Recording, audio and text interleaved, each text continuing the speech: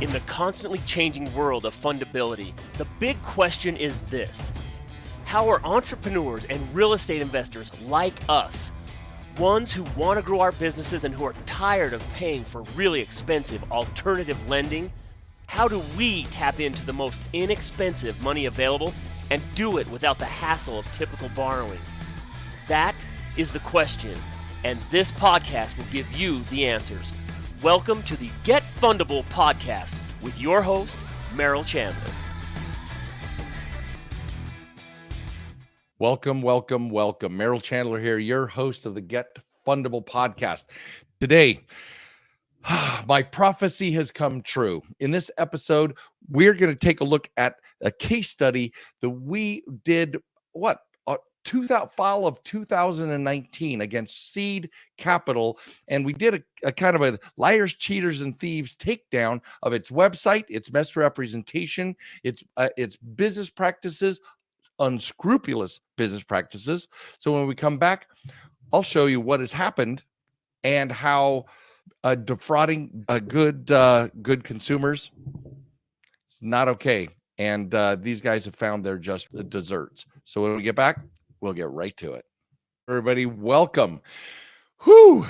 After that intro, how can we not but surprise you, right? So Merrill Chandler here, your host of the Get Fundable universe, the Get Fundable podcast.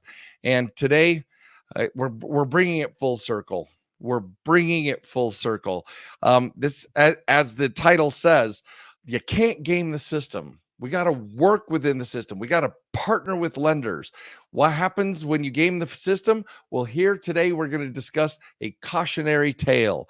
Now, way back in 2019, in the fall, we had a series called Liars, Cheaters, and Thieves.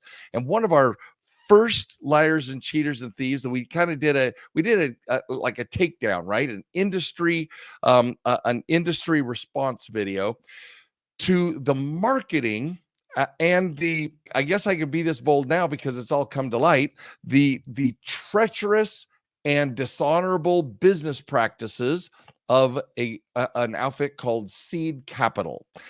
Well, casting forward, where we're going to end up is they have been sued, shut down by the FTC, and charged gobs of crimes and are looking at criminal penalties for misrepresentation and lying to their clients. But let's get to that in just a minute. First of all, Seed Capital, one of our first episodes was about, and we literally reviewed page after page after page of their website, take it down. So if you want to look down in the show notes to follow the link to that original podcast, I want you to see for yourself. Go watch that one and then watch this one, because you're going to see we called it. Because if you're playing outside of the game and how the game was designed and built by lenders and by financial institutions, you're ultimately going to get crushed by the system. Now, some people say, well, yeah, but the financial institutions are the bad guys, right? Or there's an adversarial relationship. It's us versus them, right? They're the good guy. They're the bad guys. We're the good guys. The thing is if you know anything about me, you've watched any previous episodes, I'm all about financial partnership with the lenders. They can't do anything without us. They can't make money unless they lend. Who do they lend to? Borrowers. So we need each other. It's a symbiotic relationship that I want both parties to prosper. And that's what I train all of my students, all of my tribe, all my clients. How do we create a win-win? Well, this is a group of individuals. Seed Capital was a group of individuals who didn't want a win-win. They're actually leveraging borrower ignorance. They were leveraging. And if you know them, you know somebody in real estate, they were literally the group at the back room, at the back table on any number of real estate seminar organizations, business opportunity seminars, day trading seminars, Amazon store seminars. Anybody who was trying to sell these packages from the big stages, 90+%, just an estimate, but I'm guessing 90+% were using seed capital for people who wanted to buy the training. They wanted to learn how to do real estate investing or note buying or build a Amazon business. So they would go to the back of the room, and who happened to be conveniently there? But seed capital or someone like them. And we'll get into that in a moment as well. But someone like seed capital would sit there and say, we got you. If you've got a 700 or higher credit score, we will get you credit so that you can buy this package. You can buy this training from this real estate group, this Amazon store group, this note buying group, etc. So that's how it played out. The people at the back of the stage says, if you don't have the capital right now to invest in yourself for this product, we'll hook you up. And people not knowing, people would go to the back of the room and fill out applications with seed capital. Now, seed capital, I'm going to share my screen right now. Seed capital did something that was, look at the language here. Look at the language here. We've fueled growth for over 20,000 startups. For those of you who are just listening, you're working out, you're running, you're at the gym, you're in the car. Listen to that language. We've fueled growth for over 20,000 startups. What does that sound like to you? That sounds like business funding, right? Startups are business organizations. And they say they fueled growth for over 20,000 startups. And they would advertise anywhere between $100,000 and $200,000 at 0% interest. Of course, that sounds appealing. If we don't know how this game is played, you guys, that sounds amazing. So I don't fault you or your friends or any of you who were bamboozled by these guys, because these outfits and many others like them literally created a wave of fundability killing strategies that ended up on your personal profile. So think of it this way. We talk about all the time that your personal credit profile is the goose that lays golden eggs. The goose that lays golden eggs, right? Well, if the golden eggs are business credit lines, business loans, commercial loans, real estate loans, etc.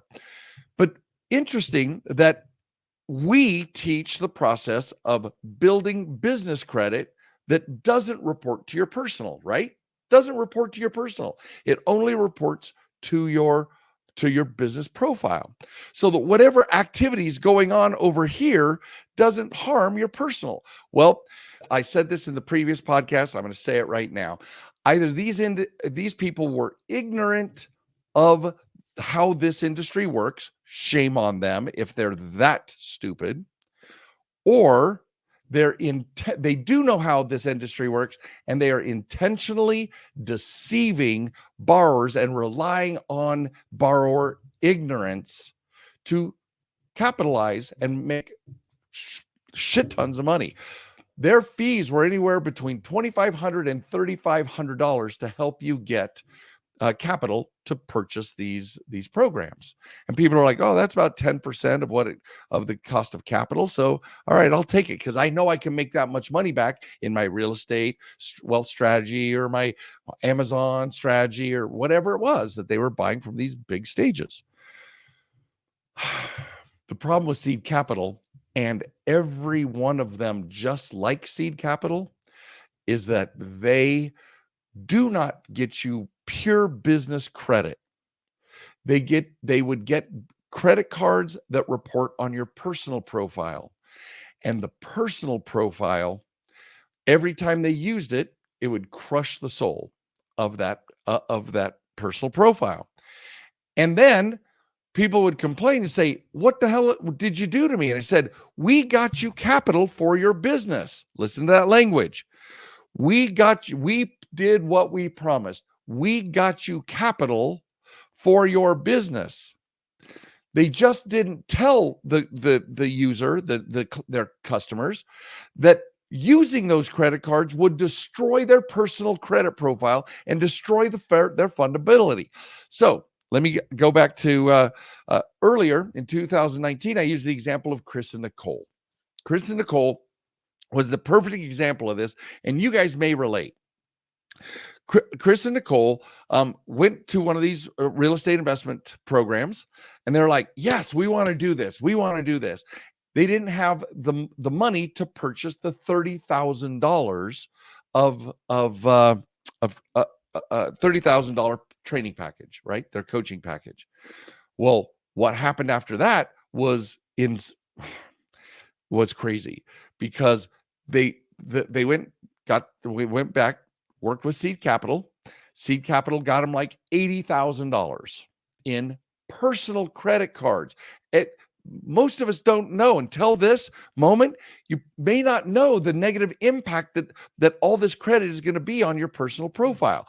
They thought it was business credit. They didn't. Chris and Nicole, just like you, just like everybody, didn't know the hardcore negative impact that it would be on your golden goose. And so they bought the program, $30,000. That left them about $50,000 to be able to use to implement. So what did they do? They went out and used that $50,000 to get skin in the game for a hard money lender to take down a buy and hold. So they're doing their training exactly the way they're supposed to do. They used about, I think it was $25,000 of that 50 to as their skin in the game for the hard money lender. And then the hard money lender put up the rest of it, and they put in another $25,000 in their rehab costs. Now, when it came time to go to get a Fannie Mae conventional loan, what happens? Well, they had $80,000 in these new credit cards. They had maxed them all out. So it was 100% utilization for all of these cards on their personal profile. What happens? Fannie would not touch them until they paid down these, paid these down. Now, Chris and Nicole were both W-2 employees. And so it took them approximately 18 months to save enough, borrow enough from family and friends to pay down enough for Fannie to give them a takeout loan to retire the 18-month-old hard money loan. Come on, you guys. This is crazy. This is crazy. I mean, how is it that somebody, they haven't gone out of business yet? So, unsurprising, as of January 2021, just 4 months ago, the FTC filed a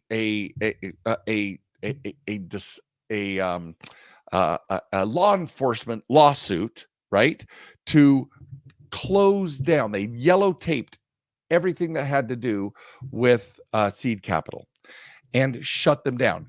Go online and see if you can find Seed Capital anywhere. They have, we did the test. We looked. Seed Capital has disappeared. For anything that looks like this particular this logo right here, all gone. You cannot find this ad anywhere on the internet, you guys. So think of it this way. And I'd like to read kind of the abstract of the lawsuit. It says, 2 Nevada companies and 2 individuals have agreed to stop charging consumers thousands of dollars to apply for multiple credit cards in their names in order to pay for expensive and often ineffective training programs. The FTC saying some of these stages are actually selling crap from the stage. They're expensive and often ineffective. And that is a proposed settlement by the Federal Trade Commission, the FTC lawsuit. The FTC filed a federal court complaint along with a proposed settlement, which requires the defendants to stop obtaining credit cards for consumers for a fee. The defendants are required to pay $2.1 million under the proposed settlement, which will be distributed by the FTC to consumers. Here's the problem. There are literally thousands and thousands of these unfortunate souls who thought they were being done a solid by a company in order to create a chance at growing their business, when what they got is someone who destroyed their personal credit, and they still had the money, but destroyed their personal credit. So it was a one and done. They cooked their golden goose. Now, guys, this is a case study of what happens when you game the system. We have been advocates through and through, advocates of partnering with lenders and creating win-win with lenders, finding out and discovering the rules of fundability, what lenders want so that they can create what lenders want so you can be approved, not gaming the system by trying to get a bunch of credit cards under. Now, here's the interesting thing. The owners and the operators of Seed Capital and most of the other organizations exactly like it, those organizations would actually apply on behalf of the customer. And so the customer doesn't even know what revenues or incomes. You know how when you fill out a credit card application, you put in your income. The problem is that they didn't check with the income of they didn't use the income of the borrower. They used specific income that were more likely to add to an approval.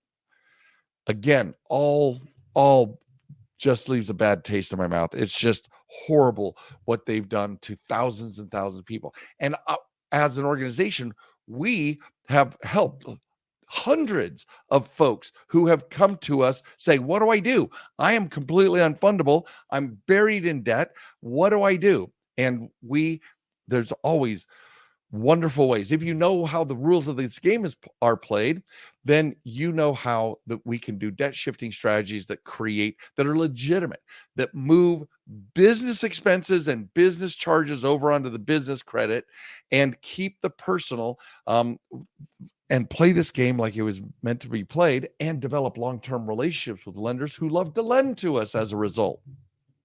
Now, there's another version of this and I prophesied this. You'll hear me in that previous podcast, you guys. There's another rule that has come out as a result of all of this type of what they call credit card stacking. This is credit card stacking, is getting a bunch of credit in your name quickly, right? And kind of trying to game the system. Well, in response to this, Chase came up with a rule that was called the 524 rule, which means if Chase, when pulling credit, finds 5 or more approvals in the last 24 months, they will deny the application completely. And many more banks have gotten on board and have added that part, the 524 rule, to many of their operating systems and their underwriting systems. So if they pull it up and they see more than 5 cards in less than 24 months, they're hit. You're going to get a denial. So the Seed Capital and these other types of credit card stacking organizations are literally just ruining it for all of us legitimate borrowers. Now, the other thing that we need to be aware of is that that Chase has come up with a brand new one that helps these types of things, right? Now, we're recording live here, but I would love to, we're going to show some of these, we're going to show some of the comments and or questions over time. This is a podcast, but I want you guys to see what's going on while we simulcast this to our Facebook groups. But the latest thing that Chase has done is that they're cracking down on what are called like cash-like transactions, because Seed Capital and all of these credit card stackers have used, there are several, but 2 big popular ones are Mimeo and plastique. And what these services did is they would charge these credit cards for Chris and Nicole. They would charge the credit cards, turn them in, and treat them like they're buying something, a product or a service, but then convert it into cash for a 10% charge. 10%. If you pulled out 10 grand, they would charge you $1,000 to pull out 10 grand, 5 grand for $50,000, etc. So they would use this Mimeo or Plastique service and charge them all up, charge those cards up, and then turn it into cash, deduct their fees, and send your checking account the cash. And so all these different types of businesses would use the cash, these cash transactions to help in their enterprises. 2 problems. Nobody takes into effect charging these past 40%, especially within the first 30 days that you get approved. That first 30 days is critical. You're going to end up in the risk department anything over 40%. And so all of the klaxon horns are going off at the lenders watching all of this credit card stacking, but they couldn't get in front of it until the last year, maybe 2 years. And so now 524 rule came down, cash-like transactions. They've nixed cash-like transactions. Once again, these groups, these credit card stackers have ruined it for everybody, because now you can't go buy American Express traveler checks with a credit card. Not with the Chase card, and many more banks are likely to follow suit. You can't buy cryptocurrency with your credit card, a Chase credit card, business or personal, doesn't matter. Chase has once again led the charge on cracking down on what are called cash-like transactions. Anything where you can go buy something. Now you can go buy an Amazon gift card because it's presumably to be able to go buy merchandise, but to change something into cash, Chase is making it. They're charging like it is a cash advance, because technically it is, and they're charging 5% points up front and 24.9% on the transaction, any balances you're carrying at that rate. So you guys, we're recording live. Check out our comments of people who have been victim to seed capital. This is horrible, you guys. We are what's that? So Timothy, seed capital got us, right? That's horrible. And then Kirk, seed capital got me about 5 or 6 years ago when we first started our real estate journey. Remember, you're starting out the journey because you're going to these big real estate seminars, and they send you to the back of the room. Almost finally dug out, and Merrill and his team of advisors helped me do that as a valet client. Thank you for sharing, Kirk. You guys, Sandra says, I got approached by some of these clowns. No, thank you. Good job, Sandra. So, cautionary tale, you guys. We want to be credit eagles, not credit seagulls who picking up scraps, not credit foxes who are trying to sneak our way into the hen house, not credit rats who literally are scurrying around just trying to do whatever it takes to manipulate the system. We here, credits, Get Fundable, Credit Sense are all of our family of companies. We are here to share with you the rules of the game so that we can play this funding game professionally over the long term and build lifelong relationships with these lenders who want lifelong relationships with us, you guys. They would love nothing more than for us to use every single one of their credit instruments for the next 20 to 30 years. We do not game the system. There's nothing you'll ever hear me come out of my mouth that is designed to manipulate the system, game the system, or try to hoodwink. That's an archaic term. Try to deceive or manipulate borrowers into doing something that is not going to serve them. My entire mission is to build this whole educational platform, this borrower educational platform, so that everybody wins. You win and lenders win. And as a partnership, we're going to be able to do this we're going to kill it, and we're killing it together. And this is the perfect example. So in this case, I don't like to see the demise of other outfits, but in this case, I thank you, FTC. Mad props for closing down an organization who has literally abused borrowers, taken advantage of borrowers unknowing, and made a gross profit on that. There should be $21 million that they're paying back, or $211 million that they should be paying back. Otherwise, and again, Roland, there's no way to create more lasting damage to your finances than by hacking the banking system, and borrowers are unknowingly led right to that, right? With the angry face. Thank you, Roland. It's horrible. It's horrible. So you guys, thank you for joining me live. Thank you for joining the podcast. Look in the show notes to watch the first one. I'm telling you, it is worth the watch, because you're going to hear me say, these guys are not going to last long. These guys are ruining the funding game for thousands of borrowers, and it's not going to last long. Final thought. We actually went to two different of real estate outfits. I'll not share their names because they're still in business, but I know they're scrambling right now, because Brad and I went to and met with them personally and said, guess what, guys, you need to be planning. And this was fall of 2019. You need to be planning for a new way to finance your programs, because within 24 months, I said the words 24 months, within 24 months, these guys are going to be out of the business.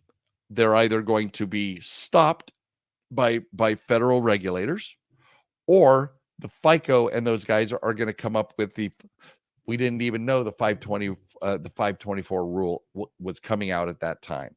524 from both sides, from the lending side and from the regulatory side, they're stopping this abhorrent practice. So I'm saying it right now. If you are a credit card stacker, beware, because I know the feds are coming for you too, because this is just not okay, because you're not telling your clients that you are going to ruin their personal credit. It's not okay. This is Merrill Chandler, your host of the Get Fundable podcast, the Get Fundable universe.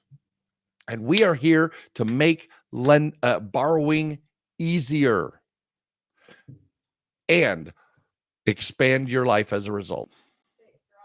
If you're on Facebook, guys, like, comment, share.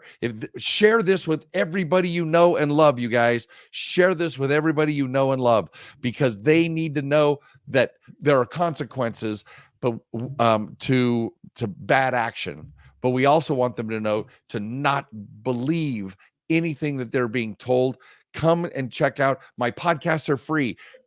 Subscribe to the podcast. That you can hear our podcasts on getfundablepodcast.com, but you can subscribe at any one of your podcast listening software, Apple, Stitcher, etc. So make sure that you do everything in your power to share this, you guys, and keep this stuff at the top, like and love it, so that people will notice this for longer and longer throughout the day and the week.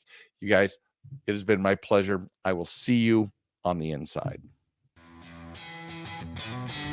Thank you for listening to the Get Fundable podcast. Please leave comments, because Merrill would love to read about your aha moments from this episode. And be sure to visit getfundable.com to read our blog, get important links, join our community, and much, much more, like ordering Merrill's tell-all book that is changing the world, The New F Word. And you got to tell your friends about this podcast. because we want them to get fundable too.